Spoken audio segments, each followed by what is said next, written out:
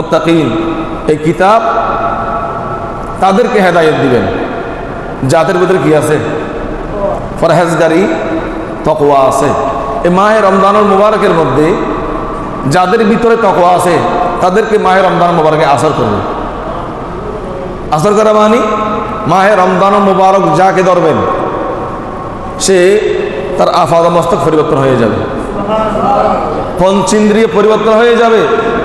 রমজানুল মুবারকের আগে সে এমন মহিলাকে দেখছে যাদেরকে দেখলে গুনাহ হয়, সে এমন মহিলাকে ধরছে যাদেরকে ধরলে গুনাহ হয়, সে এমন মহিলার কাছে গিয়েছেন পায়ে হেঁটে যাদের কাছে গেলে গুনাহ হয়, সে এমন মহিলার কথা শুনেছে কান দিয়ে যাদের কথা শুনলে গুনাহ হয়।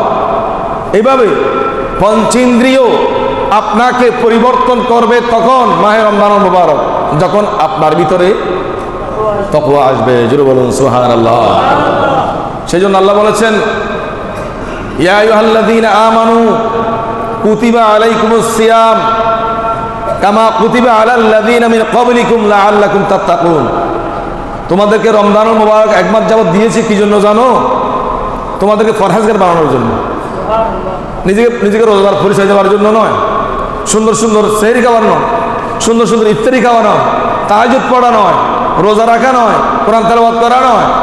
এই সবগুলো মিলিয়ে কোরআন তেলাওয়াত বলেন, তাহাজ্জুদ বলেন, ইফতার বলেন, সেহরি বলেন, আপনার ইবাদত গুজার বলেন, যাকাত ফিতরা বলেন, সব ভালো কাজ দিয়েছি শুধু মুত্তাকিন হওয়ার জন্য। এই ভালো আমলে যদি তোমাকে মুত্তাকিন বানাতে না পারে তোমার রোজা বৃথা। জোরে বলুন নাউযুবিল্লাহ। লাআল্লাকুম তাত্তাকুন, তোমাদেরকে মুত্তাকিন বানানোর জন্য রমজান দিয়েছি, তোমাদেরকে মুত্তাকিন বানানোর জন্য কুরআনুল কারীম দিয়েছি। তো কুরআনুল কারীমের বিসমিল্লাহর বা থেকে কুল আউযু বিরাব্বিন নাস সিরিয়ে খেয়েছো, কিন্তু তোমার ভিতরে সেই আমল নেই, তোমার ভিতরে সেই তাকওয়া নাই, যার কারণে কুরআনুল কারীম তোমাকে হেদায়েত দিতে পারে না।